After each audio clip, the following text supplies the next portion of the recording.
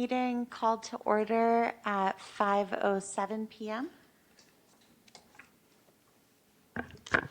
Okay, welcome everyone to the November 19th, 2025 regular meeting of the Richmond Rent Board. As a courtesy to others, we ask that you please silence your cell phones or any type of noise devices. Also, I have a few reminders regarding public comments. Individuals who would like to address the board, a request to speak card must be given to the assistant clerk before the announcement of the agenda item. If you would like to speak on an item not listed on the agenda or on the consent calendar, you must do so under the public forum. Please refer to the Rent Board meeting agenda for the list of items or the agenda items list open for public comment posted above the table located in front of the chambers. Also, this meeting is being interpreted. We ask anyone addressing the board to speak clearly and slowly for interpretation. The first item on the agenda is pledge to the flag. Please join me in pledge of allegiance to the flag. I pledge allegiance to the flag of the United States of America and to the republic for which it stands, one nation, under God, indivisible, with justice for all. The next item on the agenda is roll call. For the purpose of the recording, may I please get an audible roll call from Rent Board members and staff?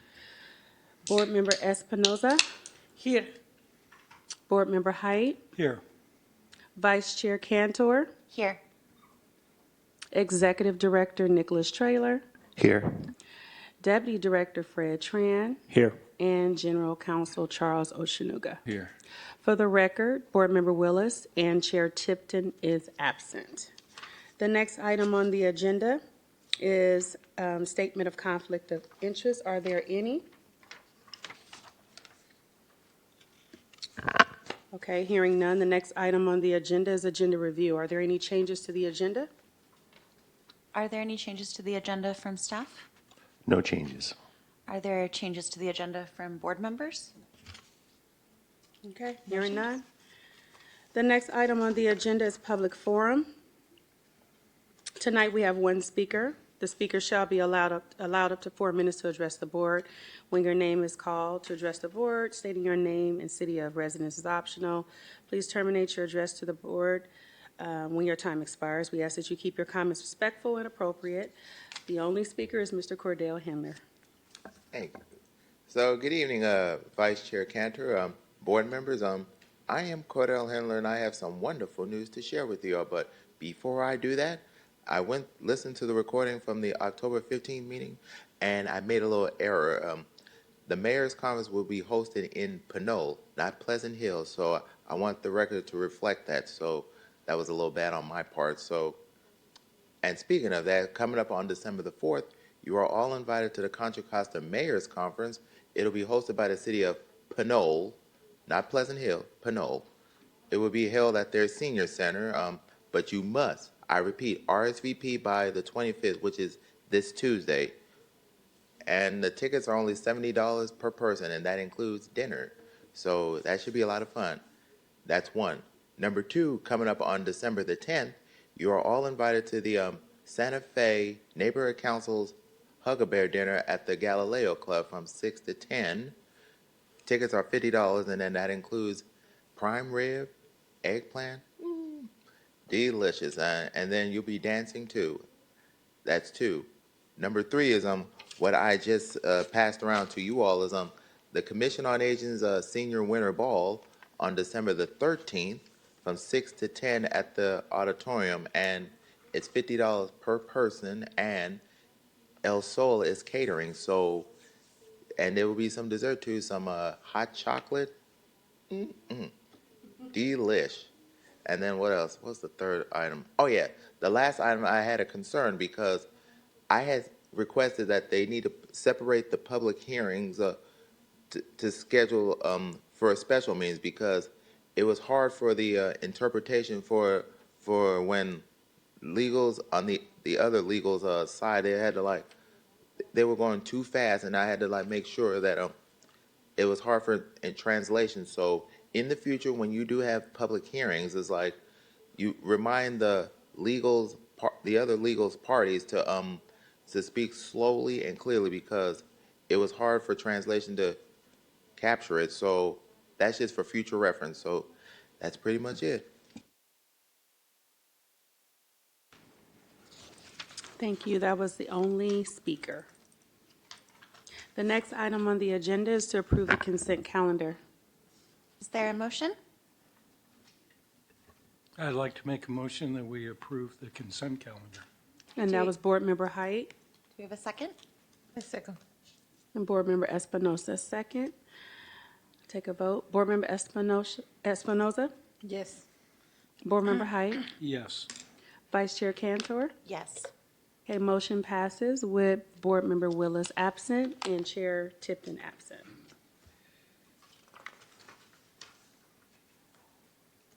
The next item on the agenda is item G1 under consideration of appeals. Item G1 is an appeal to petition RC 25T-T2A3.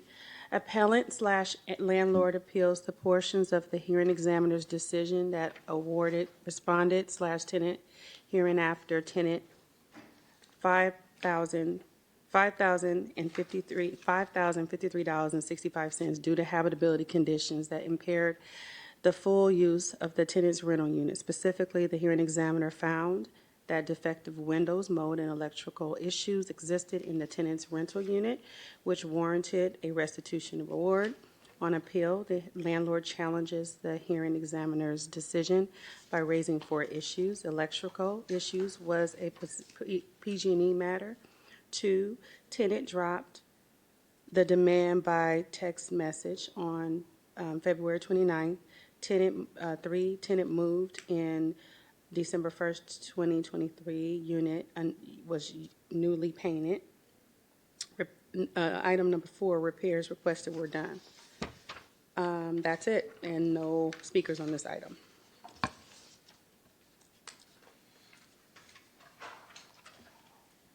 Thank you. Maybe we can start by anyone who is present for the appeal. We would like the appellant to sit here, the petitioner to sit here, and the respondent to sit here.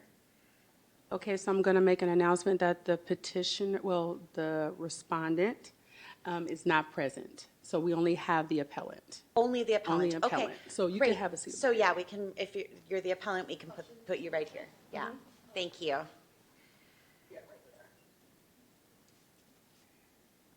Great.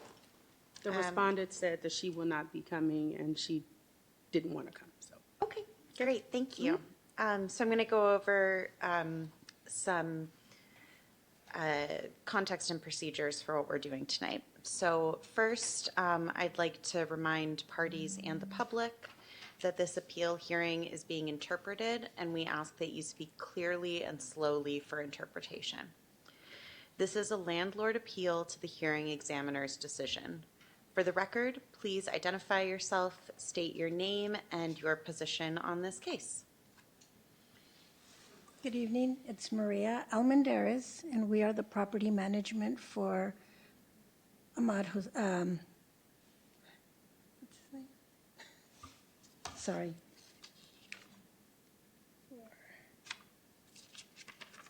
Ahmed Hussein. And I'm here to see what, we need to do for this matter. Great, thank you. So before we begin, we'll go over a few appeal hearing procedures. So first, the legal staff will give a summary of the case. Next, you will have 7 minutes to address the board. If any party who requires interpretation, the allowable times shall be doubled.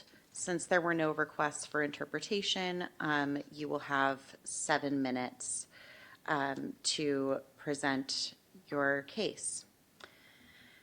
As a reminder, this is not a de novo hearing, therefore no new evidence can be submitted. Anything that is said tonight should be based on the issue raised on appeal and exclusively on the record that was before the hearing examiner.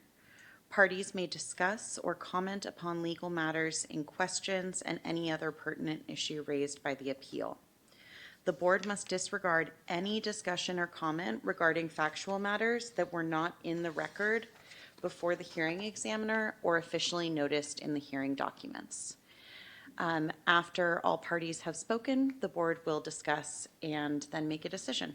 So we will now hear from legal staff. All right, thank you, temporary vice chair, I suppose, Cantor, and, oh, is it vice chair?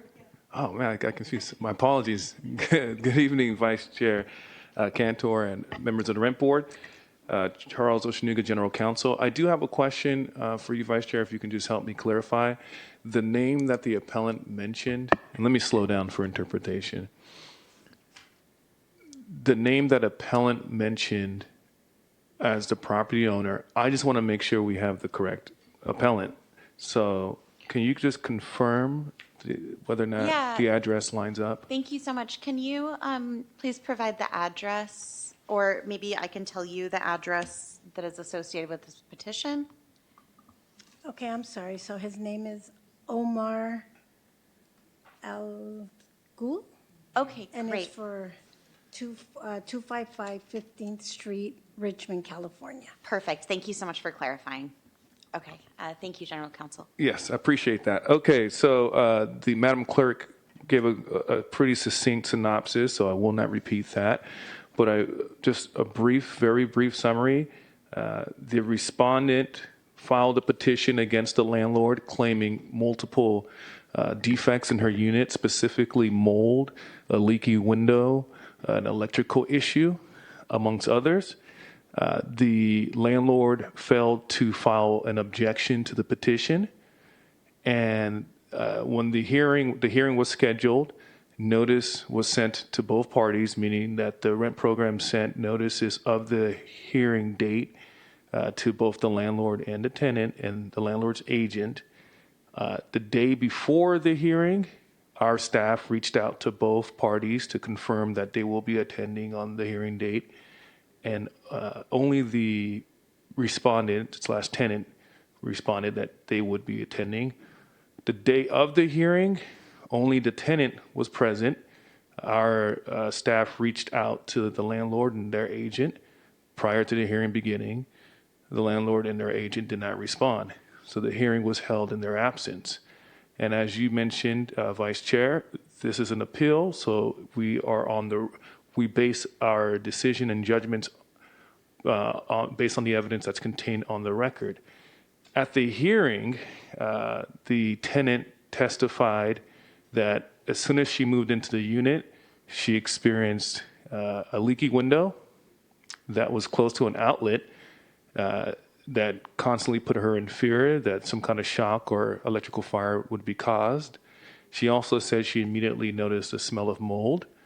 Her granddaughter came in subsequently, and they discovered a lot of mold behind the paint and just in the bathroom, etc. Her granddaughter helped her fix or clean up some of the mold. She said she had asthma. The tenant said she had asthma, so it exacerbated that. The tenant then said New Year's Eve 2024, so that's December 31st, 2024, a bullet struck a PG&E electrical box, which caused an outage in the building, and she informed the landlord. It wasn't fixed until, I don't know, like January, PG&E didn't fix it until January 5th or 4th, and then upon it being fixed, the outlets of her unit were not working, and so she informed the landlord January 5th that the outlets weren't working. Initially, she did not receive a response. After a few days, the landlord responded, sent his sons out there to fix it, and it was eventually fixed a week, I think, or a week and a half later. So that's pretty much the facts in a nutshell of this matter. And the hearing examiner, having received the testimony only from the tenant, that testimony now being uncontroverted, ruled in the tenant's favor on 4 of the 5 issues. He did not rule in the tenant's favor regarding the loss of cable and Wi-Fi. On appeal, the appellant landlord or their agent argues I'm not going to go through it all. Madam Clerk went through it all. But most of their arguments were based on evidence that was not in the record. So my recommendation suggests to the board to discard the majority of the appellant's appeal because it does not concern any evidence in the record. On appeal, you're limited to the evidence presented by the tenant and the evidence presented by yourself.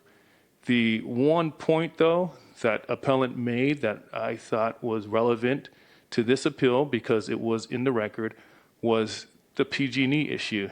The appellant or appellant's agent argued that the outage of electricity was in fact a PG&E matter. And in my recommendation, I agreed. Landlords are only responsible for those things that are under their control. Namely, the law requires them to keep in good working order the electricity or electrical outlets and mechanics that they control. And in this case, the PG&E bullet had nothing to do with the landlord. And if you and you can read the recommendation, but I go on and on about that. So my total recommendation was to to affirm the hearing examiner's decision that in fact the tenant did experience these multiple issues of habitability, but to modify the award by reducing the award amount, I think by $99.60, bringing the total amount to $4,954.05. The $99.60 represents the amount awarded for PG&E. So just to take that portion out. And that's it. Thank you. Thank you so much. So now we will hear from the appellant, and so you will have 7 minutes to present your case. So I am with the gentleman there, with Mr. Charles, in regards to PG&E, that this wasn't our issue, that, that the bullet had hit the transformer or whatever on New Year's Eve of December 31st, 2024. But I do know that there were several instances that we did try to reach out to Ms. Fields in regards to, coming to her unit to repair items that needed to get done. And she'd give us reasons on, oh, I'm not here or I'm not there. And so we weren't able to address some of the issues that occurred. But when she did move in on December 1st of 2023, the unit was newly painted. So I don't, at some point it probably occurred, the mold, but we did ask her if she had reached out to our property management at the building, and I believe she said she did. We had asked her if she had any text messages or any correspondence with her and Kathy, and she didn't provide any of that to us. So we weren't aware of the issues till a little bit later in time. So, we did try to, do our part in, getting things done for her properly. But at one point, she didn't allow us into the property. She had said that someone was in the hospital and they wouldn't allow us to come into the unit, and that they were going to take care of the mold and all that they would take, clean it up themselves, that they were going to dismiss that with us about the mold. So, that's all I could really say on this point, because, I'm not really too familiar with the building since, we acquired it not too long ago. So. Great. So you still have just under 5 minutes if you'd like to say anything else, but you can also decide to be done.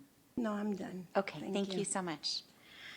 So now is the time for questions or responses from members of the board, and just want to restate what has been mentioned a couple times, that we, as the rent board, are not able to consider any evidence that wasn't a part of the original hearing. So anything that you mentioned during your statement just now that wasn't evidence that was in front of the hearing examiner, we are not able to include that as part of our decision.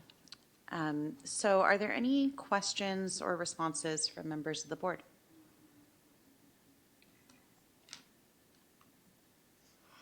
Okay, so seeing no further questions, Madam Clerk, please call the public speakers. There are no speakers on this item. Okay, great. So, do we have a motion? So as a reminder, the recommendation, General Counsel's recommendation is to affirm the hearing examiner's findings that the tenant experienced a decrease in housing services due to a defective window, mold, and lack of electricity, and to modify the hearing examiner's restitution award from $5,053.65 to $4,954.05. And that is a reduction of 99.60, which is the portion of the award attributed to the PG&E outage. So any motion? I make a motion that we affirm the hearing examiner's decision and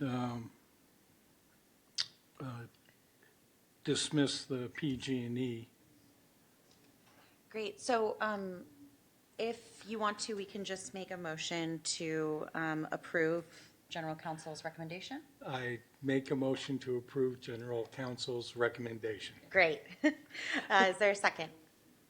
I second. Okay, so the first motion was by Board Member Height, and the second is by Board Member Espinoza. I'll take a vote. Board Member Espinoza, Yes. Board Member Height, Yes. and Vice Chair Cantor. Yes. Motion passes with Board Member Willis absent and Chair Tipton absent. Okay, so just want to let you know this concludes the appeal hearing, and that you should receive, all parties will receive a decision probably within the next decision. Yeah, it's going to be next week. Oh, okay. Yeah. By next week. And just so I'm sure, do we have the landlord's agent's contact information? We do? Okay. We do. We have, yeah, is the contact person still Anna? Okay, yes, we do. Okay. All right, that's it. Thank you. Thank you. Thank you.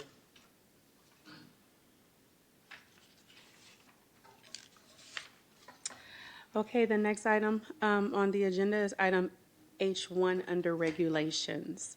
Item H1 is to adopt proposed regulation 327 out of season to establish December recess from regular and special meetings of the Richmond Rent Board. There are no speakers on this item. Thank you. We will now hear the staff report. Hey, thank you very much. Good evening, Vice Chair Cantor and members of the Rent Board. Nicholas Traylor, Executive Director. Tonight, we are presenting Regulation 327, which proposes establishing a December recess for the Richmond Rent Board. This report outlines the purpose, background, and benefits of implementing an annual out-of-session period during the month of December. Many political and legislative bodies take a scheduled recess during the year for practical, institutional, and policy-related reasons. A recess allows organizations to improve administrative efficiency, give staff dedicated time for training and development, and supports work-life balance by by helping prevent burnout for both staff and board members. Next. There is no fiscal impact associated with this proposal, as the recommendation does not require additional staff time, new expenditures, or changes in existing allocations.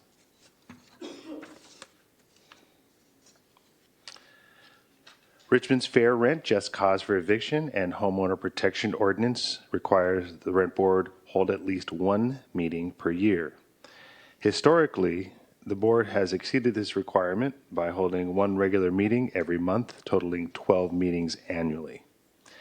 This proposal creates a consistent recess period during December when no regular or special meetings would be scheduled unless an emergency meeting is required under Government Code 54956.5. The recess would not eliminate the board's authority to meet, but would establish a formal and predictable pause in the annual meeting schedule. So why establish a recess in December? There are several reasons why December is an appropriate and beneficial time for a recess. First, the proposed recess aligns the board with best practices followed by many legislative and advisory bodies, which take breaks after major fiscal decisions. For the rent program, the months of August through November are the most demanding as we are billing and collecting the rental housing fees. And as a result, it's important to allow staff to focus their resources and energies on that, and a recess during that time period would be unfeasible. A December recess gives staff time to regroup, conduct training, strengthen team collaboration, and engage in internal planning for the next fiscal year. Additionally, the city often schedules furloughs during the last week of December, and staff and board members frequently request time off for the holiday season. Overall, establishing a recess supports balanced workloads and more effective annual governance. So the recommended action tonight is for the board to adopt the proposed regulation 327, establishing a December recess from regular and special meetings. While this recess would be a standard practice, emergency meetings could still be called under state law if necessary. And we believe that adopting this regulation would enhance the program's efficiency, support staff development, and provide a structured annual pause that aligns with both operational needs and common governance practices. And with that, we're happy to answer any questions the board may have. Thank you. Great, thank you so much for that presentation. Are there any questions from members of the board? Yeah, Board Member Height. I'm curious why there is only one baked-in session a year. Oh, That is a good question. I believe that, I'm not exactly sure why the drafters included that, but I think there might be a legal reason. I don't know. You're asking why that's in our regulation? Yep, because that's what the ordinance said. It's just pretty much a copy paste of the ordinance. The ordinance requires only one meeting a year, and so, we can't require more, but we can do more. So at the very least, we have to do So one. it's just, got it. Yeah. Thank you. any other questions from the board? Vice Chair, if I may, just one point of clarification. The regulation does allow the board to authorize a regular or special meeting in December, so long as they do that in the prior month. So yes, there will be a recess, but there might be some kind of circumstance that makes you want to have a meeting in December, which you can do. Great. Yeah. Thank you so much for that clarification. And so I believe we have no public speakers on this item. No public speakers. Okay, so in that case, do we have a motion? I make a motion that we adopt Regulation 327. Second? I second. Okay, so we had a motion from Board Member Height and a motion from Board Member Height and a second from Board Member Espinoza. I'll take a vote. Board Member Espinoza, Yes. Board Member Height, Yes. and Vice Chair Cantor. Yes. Okay, motion passes to adopt Regulation 327 with Board Member Willis absent and Chair Tipton absent. The next item on the agenda is reports of officers. There are no reports of officers. Great. So just I'm assuming that Regulation 327 will be in effect for next month. So can we just confirm the date of our January meeting? I believe it's January 21st. Let me make sure. I don't have it on me. Let me just 1 second. I'll just look at my calendar real quick. Okay. I believe so. Yeah, it is. It's January 21st. Okay, great. Just wanted to make sure everyone's on the same page. Any other reports from board members? Okay. Well, I just want to say Yeah.